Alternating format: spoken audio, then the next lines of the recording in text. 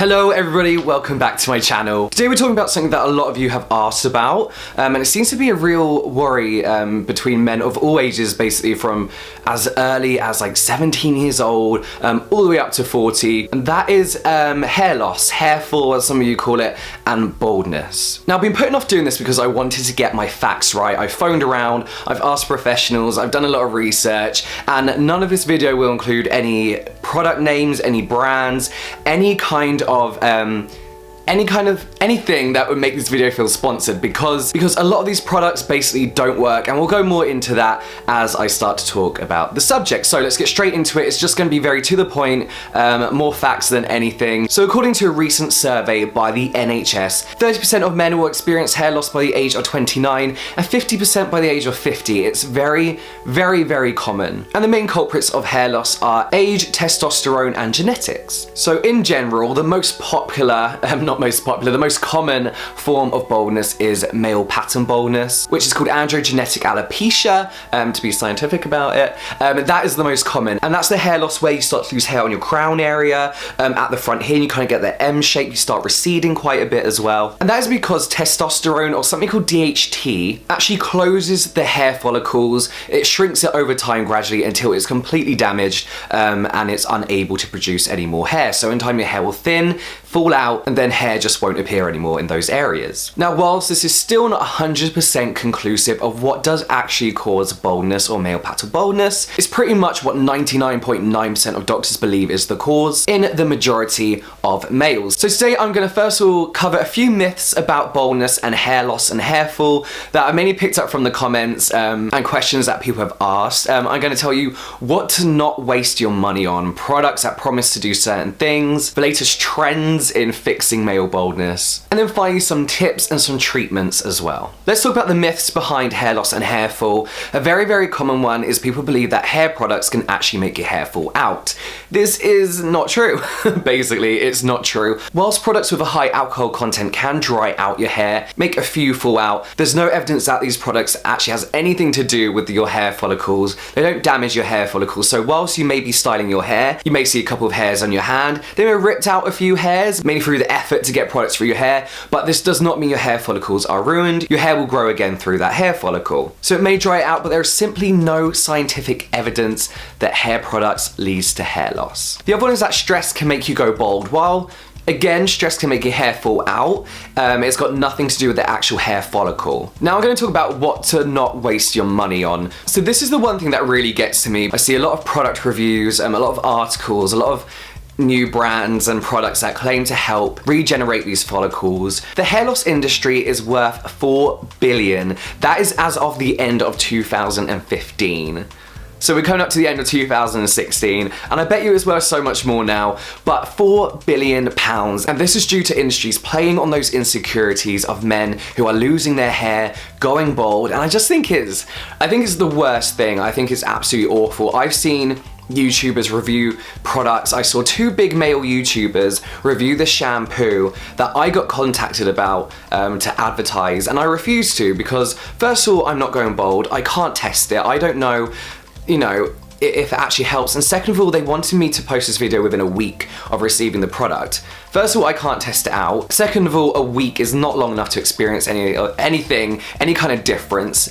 And thirdly, it's a load of bullshit, basically. So this product was a caffeinated shampoo.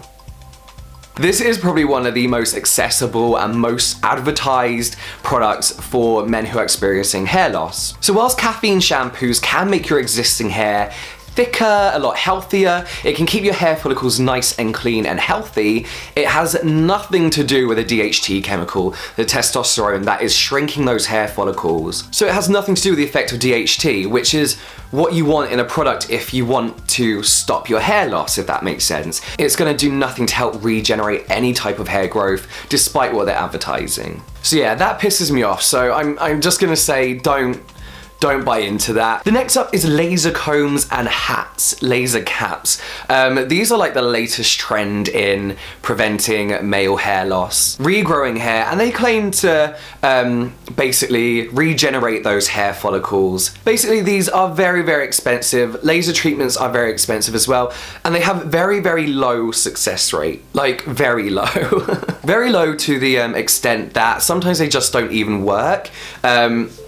I read some really interesting articles and reviews, statements from people as well, men who are going through this in their late 20s, early 30s, who said they wasted up to £12,000 on these treatments with 0 success rate. And the next one is hair supplements. If you're looking for healthier, thicker hair, then yeah, absolutely, hair supplements are actually amazing. They're really, really good. But they're really, really good at helping the hair that's already on your head. Again, they do nothing to block the effects of DHT. They do nothing to regenerate those hair follicles, which I keep saying is what you want if you're looking to spout new hair, if you're going bald, not if you just want thicker hair in the places that you've already got hair. So let's move on to a few tips now. I work in the salon, and I was talking to the guys in the salon all about baldness and their opinions and what a few of their, I've got something in my eye, sorry. So yeah, their professional opinions as well, and you know, any kind of interactions they have with clients and things like that. And they've all basically said to me, it's amazing what a really decent haircut can do. There is a myth that if you have thinning hair, if you're losing hair, that you should grow it out and the thicker bits can cover the thinner bits.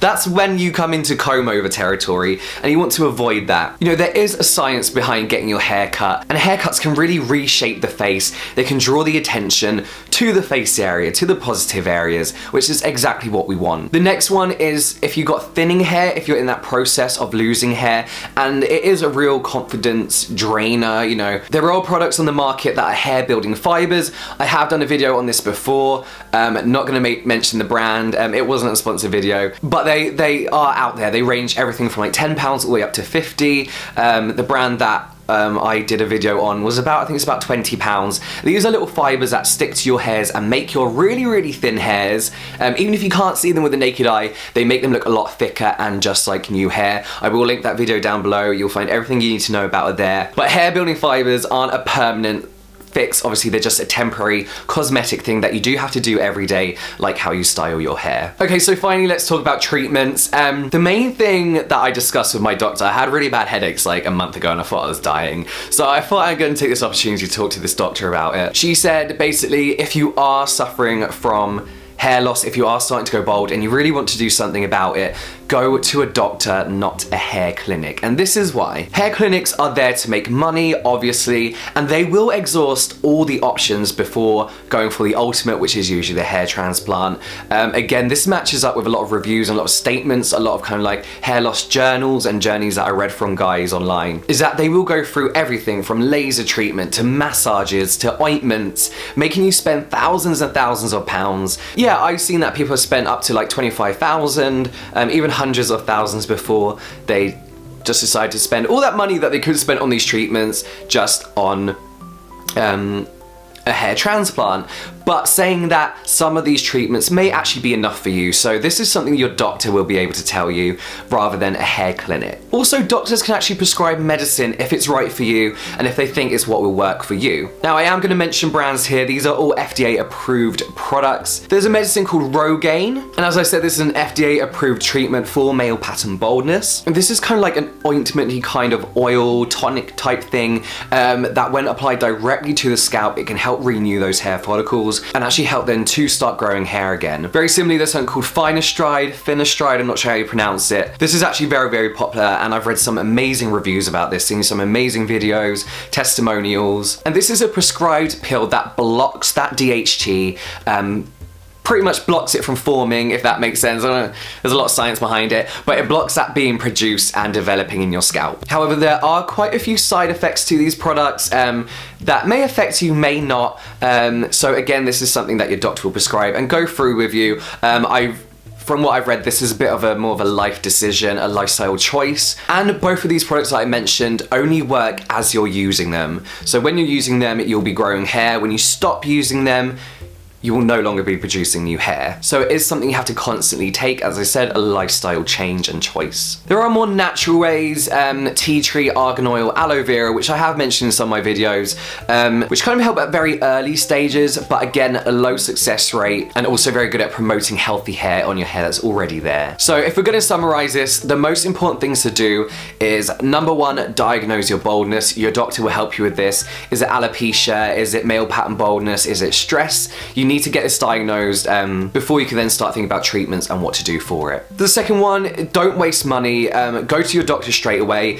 Don't buy into pills. Don't buy into shampoos. Don't buy into styling products even that say they promote hair growth. And finally, do your own research. This research that I've been doing is over the space of about a month, speaking from everyone to doctors to hairstylists, reading reviews, reading actual blogs about this subject as well, emailing these people, having back and forth conversations, just really kind of getting down to the nitty-gritty about it. But it's important to know what's going to work for you, and that's why it's important to diagnose your baldness. So yeah, I really hope that helped. Like I mentioned, there's no real products that I can talk to you about that is going to help if you've lost hair already. And as I mentioned, the industry likes to play on that. They like to play on the fact that we hope there's an easy solution. We hope there's a very simple solution, a very cheap solution, something as easy as washing your hair with caffeine shampoo every day. Unfortunately, there's not. And as much research as I've done and as much talking to professionals as I've done, please see a doctor. Don't now go searching on YouTube for other solutions. Just go to your doctor. Go to someone who can really prescribe this